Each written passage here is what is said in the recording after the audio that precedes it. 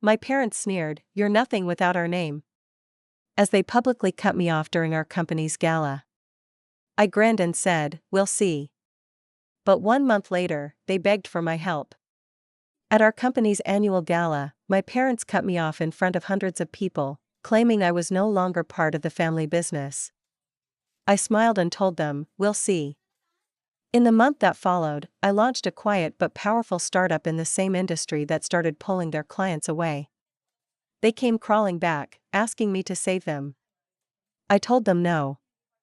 "I hope you're not going to make a scene tonight," my mother said, brushing an invisible piece of lint off my shoulder as we stood outside the ballroom of the Four Seasons in Santa Barbara. "Keep it graceful, Alina. I'm not the one who usually causes scenes, am I?" I said, offering a neutral smile. My father gave me a once-over, eyes cool and detached. "Just follow our lead."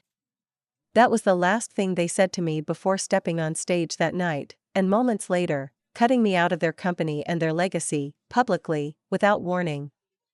But let's rewind a bit. Because this story didn't start at the gala, it started years ago, quietly, in the long shadow of my family name. I'm Alina Rothwell, 28, and for most of my life, I was the obedient daughter of Anthony and Mary Rothwell. They're the power couple behind Rothwell and Pierce, a luxury real estate conglomerate with reach all across California. My parents were known in elite circles, photos with governors, fundraisers with celebrities, interviews in Forbes. Behind closed doors though, they were icy. Highly calculated.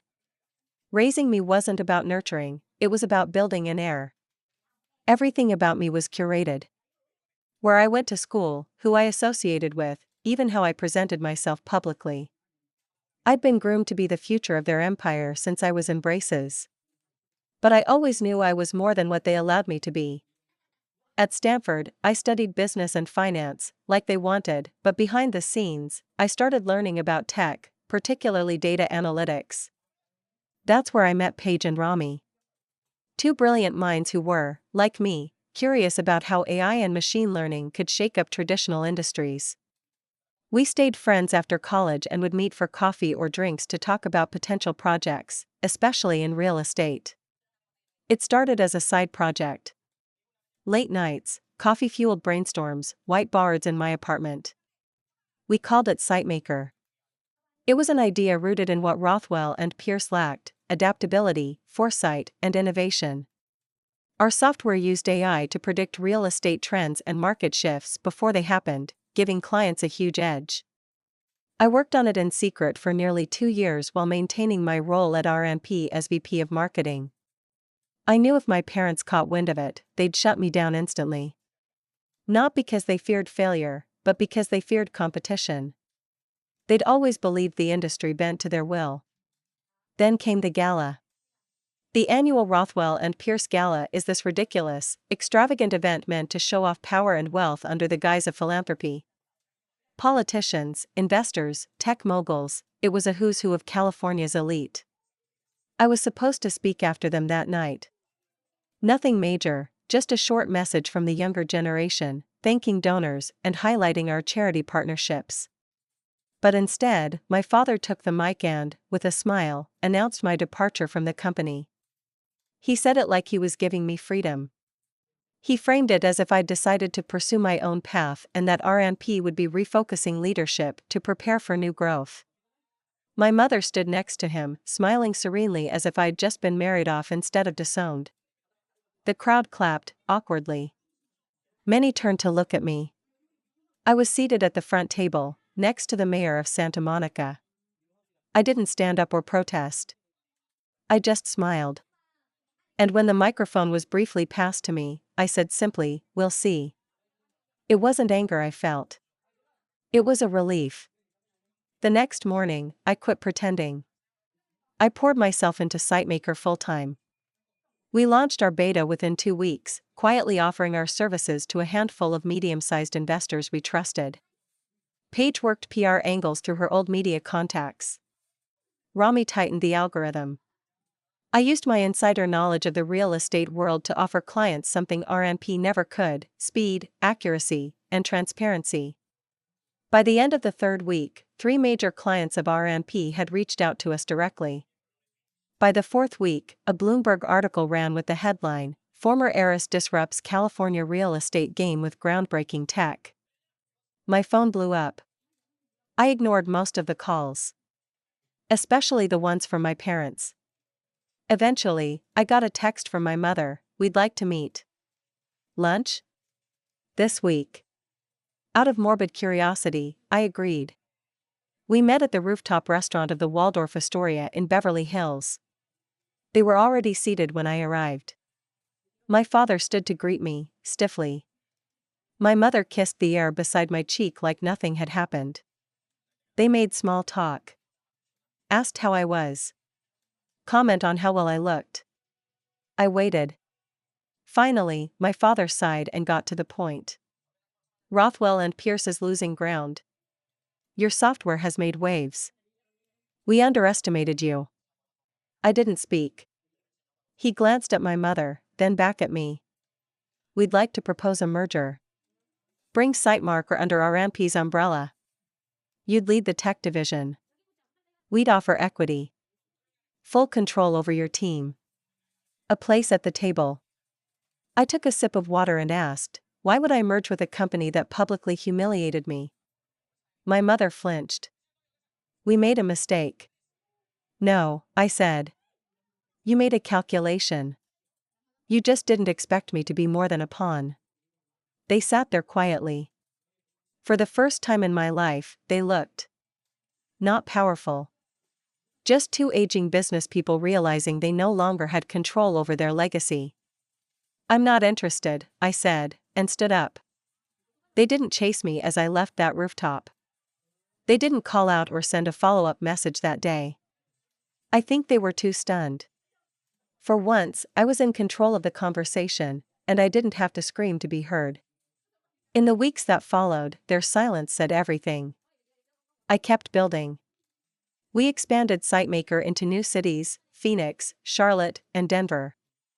Every region we touched brought more users, more clients, more buzz.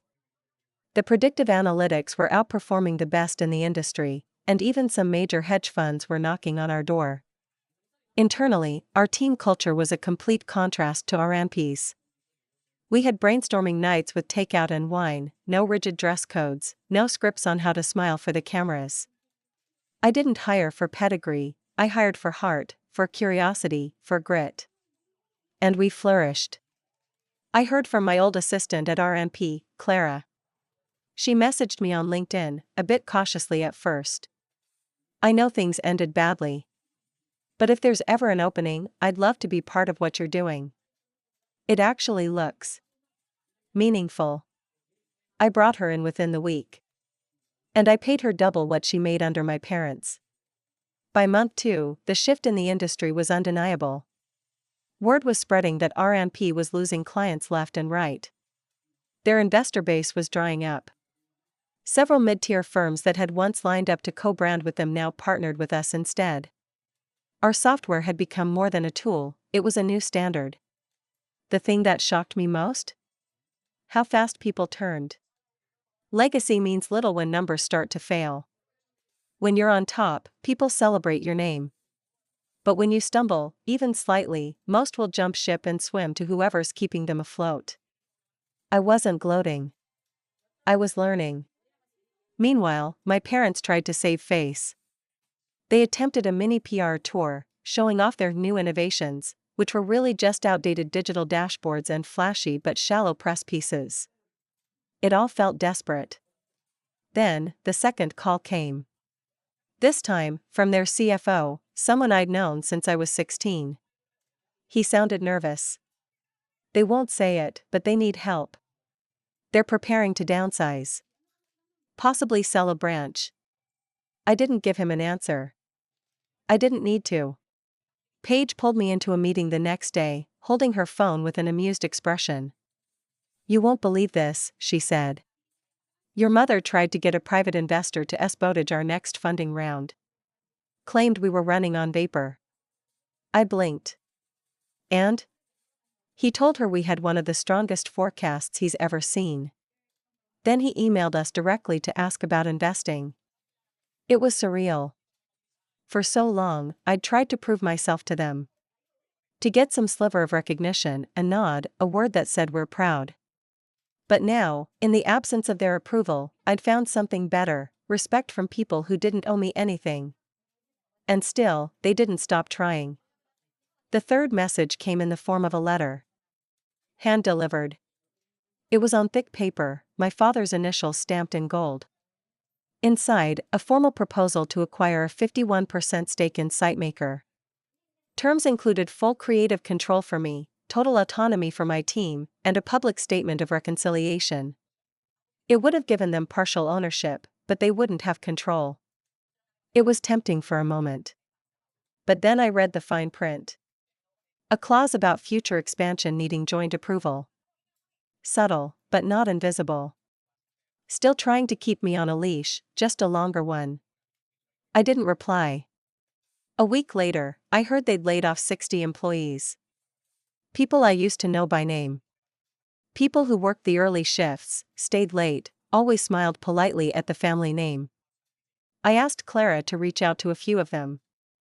We couldn't hire them all, but we brought on 6. And we didn't call it a rescue, we called it a reset.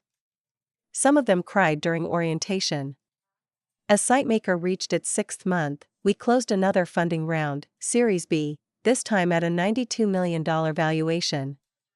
Not bad for something born in the shadows of a cold family empire.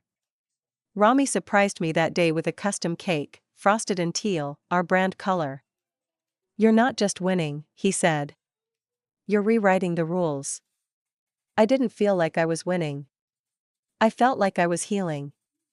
That weekend, I saw my parents again, at a real estate panel in downtown Los Angeles.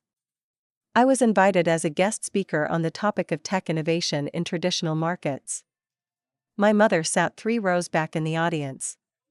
My father lingered by the door. They didn't approach me. But they didn't look away either. When I stepped onto the stage and saw them in the crowd, I didn't feel angry. I didn't feel triumph. I just felt calm. I began the talk with a line I hadn't prepared. Legacy is a powerful thing. But innovation? That's what survives the storm. And as I continued speaking, they listened. Quietly. Uncomfortably. And for the first time, on my terms. After the panel ended, I stepped down from the stage and mingled with a few attendees. Industry veterans, young founders, a couple of investors I'd only known through email, all eager to shake hands and ask questions. But I felt their eyes on me, my parents. They hadn't moved. My father was still standing near the side entrance, arms crossed over his chest, his face unreadable. My mother sat still in her chair, back straight, lips tight. I didn't go to them. Instead, I let them feel it, the distance. The shift. I had a meeting in the green room with 2 venture partners from a firm in San Francisco. They'd flown in just for the event and were more interested in discussing a European expansion than any follow-up panel. It was all surreal. This had once been the world my parents controlled. Now, I was the one people were gravitating toward. Later that night, I returned home to an email from my mother. No subject line. Just one sentence in the body. "We need to speak as a family." No signature. No warmth. Still, something about it stuck in my head longer than it should have. I didn't respond right away. Instead, I went back to work. SiteMaker was entering a new phase. The team had grown from our original group of 5 to nearly 30 full-time staffers across 3 time zones. We were finalizing licensing deals for our predictive analytics engine, which could soon be embedded into third-party real estate platforms nationwide. Paige was handling partnerships, Rami was improving back-end architecture, and I found myself doing more of the face work. Interviews. Podcasts. Webinars. I hated it at first, but I understood the power of narrative. And our story was compelling. I was the prodigal daughter turned founder. The girl who was told she wasn't essential, now building something people actually needed. Media outlets loved it. Even Fast Company reached out for a cover feature. I declined. It felt too flashy. Too soon. Still, I was proud. Not just of what we'd created, but how we created it. That week, we got news that shook me. Rothwell and Pierce had officially shuttered their San Diego branch. The firm was being restructured under emergency consulting. A private equity firm had stepped in with short-term funding to keep the brand alive, but layoffs continued. Properties were being reassigned to other management groups. I was in a meeting when I got the text from Clara, "They're bleeding." Word is, they're preparing for full acquisition. My stomach twisted, and I wasn't sure why. I should have felt vindicated. But I didn't. It felt hollow. That night, I couldn't sleep. I kept hearing my father's voice in my head, calculated, cold, always the tactician. You have potential, but don't confuse being competent with being indispensable. He'd said that to me during a board meeting when I was 25, after I proposed an outreach program to increase community equity in low-income property zones. He dismissed it. Called it idealistic. Said our brand wasn't meant for rescue missions. Now here I was, running a company built on that very principle. And the world was listening. A few days later, I got another message. This time from someone I hadn't heard from in years, Harrison, my cousin on my mother's side. We weren't close. He'd always been the smooth talker, the family charmer who got by on looks and charm. He'd worked at RMP for a few years, then disappeared into consulting. His message was oddly formal. Alina, Aunt Mireille asked me to reach out. She says they've hit a wall. Would you consider meeting with them one last time? Privately. I ignored it. For about a day. Then curiosity won. I agreed to meet at a neutral spot, a coffee house in Brentwood I used to go to in college. I arrived early. They arrived 20 minutes late. My mother looked tired. Not just in appearance, but deep down. Her smile was forced. Her hands trembled slightly as she adjusted the strap of her handbag. My father looked smaller somehow. Like the weight of defeat had settled into his bones. They didn't hug me. Didn't reach across the table. They sat opposite me like strangers preparing to plead their case. We've lost control, my mother finally said, quietly. The investors are gone. The press is circling. And we can't fix it. I stayed silent. We know you have no reason to help us, my father added, his voice stripped of the usual arrogance. But we're asking anyway. I looked at them, really looked at them, for the first time in a long while. And for a moment, I didn't see the parents who had pushed me out under chandeliers and champagne. I saw two aging professionals desperate to preserve a legacy they thought would never fade. I studied them for a long moment. The silence stretched between us like a drawn curtain neither of us wanted to pull open. They looked at me with a mix of shame, desperation, and something else I couldn't quite place, maybe recognition. Maybe regret. My mother spoke first again. We were wrong. About you. About everything, honestly. I wanted to ask her to be more specific. I wanted her to name what exactly they had been wrong about. The condescension? The manipulation? The years they spent shaping me into someone I wasn't? But I stayed quiet. I knew this moment wasn't about their apology, it was about what they wanted now. She continued, the firm is on the brink. We've cut what we can. We've tried to modernize, but she hesitated, her hands folding tightly in her lap. But we're not what the industry needs anymore. You are. It wasn't praise. It was a transaction disguised as humility. My father cleared his throat, then leaned forward slightly. We don't expect you to save us. But we're offering a full merger. You'd lead the company. Publicly. The board would step down. The brand would transition under your name, Rothwell if you want it, or something new. He paused. It would be yours. I can't describe what it felt like to hear that. After everything. After being dismissed like a liability at the gala. After being treated as an accessory in my own career. Now they were handing over the reins of a dying empire and calling it a gift. I exhaled slowly and finally said something. You didn't believe I had what it took until I proved it to people who weren't you. My mother's eyes flicked down, and my father looked like he was about to speak but thought better of it. I continued, and now that the foundation's cracked, you're offering me the ruins like I should be grateful. That's not, my mother began, but I held up a hand. You had the chance to support me when it counted. When I was building something real, something different. Instead, you took the stage and stripped me of my name in front of everyone. They didn't deny it. I watched them for a few more seconds, then said, let me think about it. Their shoulders relaxed, just slightly. Hope had crept in. I stood. Don't contact me again until I reach out. Then I left. The next week, I buried myself in work. I didn't talk to anyone about the offer, not even Paige or Rami. I needed space to weigh what this really meant. Taking over Rothwell and Pierce wasn't just a business decision. It was emotional. Complicated. Personal. On one hand, the idea of rebuilding the firm under my own terms was tempting. I could salvage the parts worth saving and dismantle the toxic rot from the inside. I could create a bridge between tradition and innovation, something no one in our space had quite done yet. It could be legacy on my terms. But on the other hand, I wasn't sure I wanted to tie myself to the very thing I'd spent years escaping. Even if I gutted it and rewrote the playbook, it would still carry the weight of everything they'd done.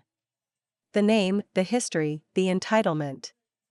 Could I really take the thing that broke me and make it something worth holding? I started making a list. Pros: full access to their network, resources, and remaining assets, the chance to reform a toxic business culture from the inside, control over the legacy associated with my family name, a possible shortcut to national and international expansion for sitemaker. Cons: tethered to the Rothwell name, even symbolically emotional baggage tied to every floor, every policy, every public image, the risk of their collapse affecting sitemarkers' credibility. The likelihood that some people would never see me as more than a daughter inheriting a crown. I sat with it. I let it simmer. And then, late one night while reviewing Q2 financials, I got an unexpected call from Bernard Lee, one of the founding partners of a competing firm in New York. I knew of him but had never spoken to him directly. He wasted no time with small talk. I hear they offered you the company, he said. Smart of them, if you ask me. But I'm wondering, why take on a sinking ship when you've already got a rocket? It wasn't just a rhetorical question. He was offering a strategic partnership, a multi-city launch with backing and an advisory seat at one of the most respected real estate funds in the country. They'll sell the illusion of control until their last breath, he added, as if he could read my hesitation. Don't let them drag you down with their regrets. I thanked him and told him I'd think about it. But the call shook me. Because he was right. The decision wasn't just about family anymore. It was about what I wanted the next decade of my life to look like. The day after that call, Paige and I met up for dinner in Malibu. We sat by the windows, the ocean crashing a few feet away, plates of seared scallops and wine between us. I know something's going on, she said, poking at her plate. You've been quiet. I nodded and told her everything. She didn't interrupt.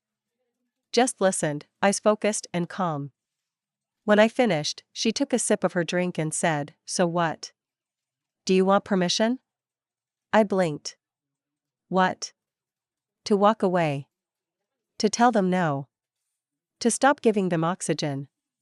I stared at her, unsure what to say. You don't owe them resurrection, Alina. They buried you. Publicly. And you climbed out of the dirt without a single hand up. That's not family. That's survival. I hadn't realized until that moment how much I needed someone else to say it out loud. I didn't sleep much that night. Paige's words played on a loop in my head, they buried you. And you climbed out. She was right. Every inch of progress I'd made wasn't thanks to my parents, it was despite them. The people who had believed in me, worked beside me, stayed up nights building this vision, they were the ones who mattered. They saw me not as a last name, but as a leader.